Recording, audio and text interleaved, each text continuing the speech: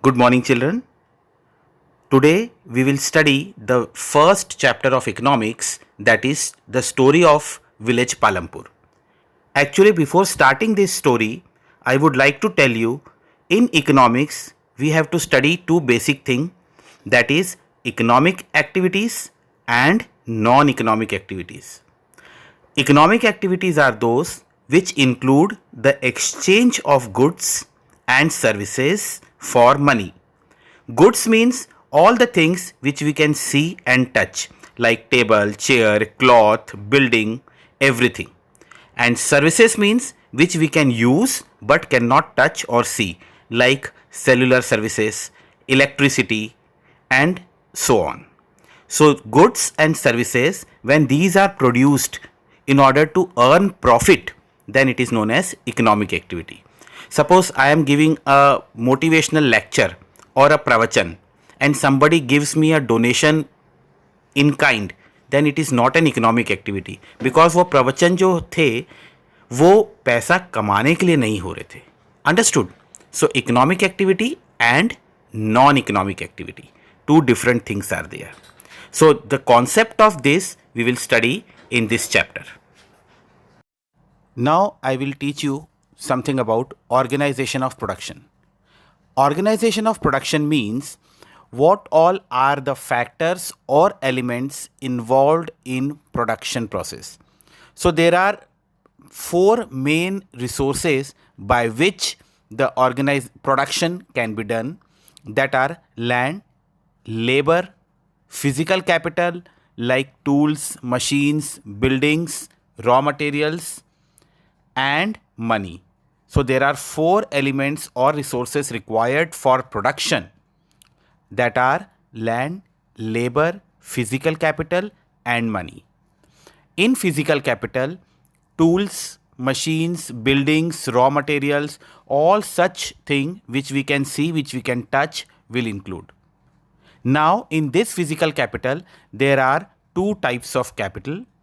One is fixed capital, another is working capital. Fixed capital means which cannot move from one place to another but act as a part of capital.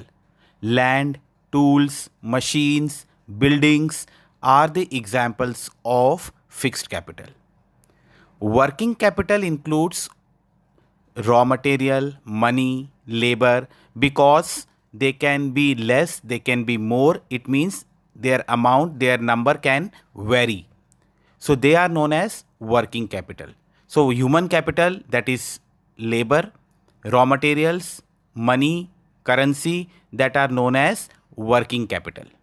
Understood? So in organization of production there are four resources: land, labor, physical capital, and money. And physical capital includes fixed capital and working capital. Land is a fixed capital, machines are fixed capital, buildings are fixed capital, whereas raw material, labor, cash in hand or money are the examples of working capital. Now here the question comes that is there a way one can grow more than one from same land? Yes, because season wise the crops are grown on the same piece of land, so we can say that land can sustain and more than one type of crop can be grown on a land. It depends on the irrigation facilities available in the village. If we talk about Palampur, the hypothetical village which we are considering, so yes, the land was very much fertile and proper irrigation facilities were there. And high yielding variety of seeds were also used in the village Palampur. So we can say that the land can be sustained because for more than one crop the same land is utilized. So here we can say that yes, the land can sustain and more than one type of crop can be grown on the piece of land. And when more than one type of crop are grown at the same time, it is known as multiple cropping. Now here we will discuss about the land distribution in Palampur. So Palampur, there were many families were living and the land was distributed unevenly. So out of the 450 families, one third of the families were Dalits and near about 250 and 240 to 250 families, they were cultivating the small plot of land which was less than 2 hectares in size. So in Palampur, there are only 60 families which belongs to medium or large farmers and cultivate more than 2 hectares of land. So here they wish to explain here that the land distribution was unevenly and it shows the different economic categories in the village Palampur. The large and medium farmers, they were having more resources, and the Dalits and small farmers were having less resources. And who will provide the labor to them? So small farmers, they usually, those who were landless, they were working to the medium and large farmers. Now we discuss about the farming activities and non-farming activities in Palampur, and through Palampur we will try to study that what are the farming activities and what are the non-farming activities.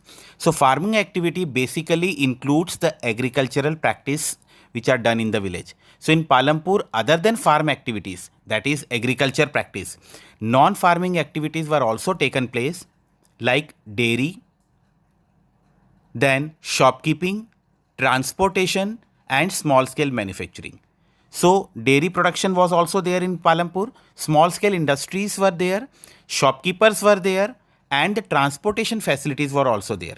Since they are not belonging to the agricultural practices, so they are known as non-farming activities taken place in Palampur.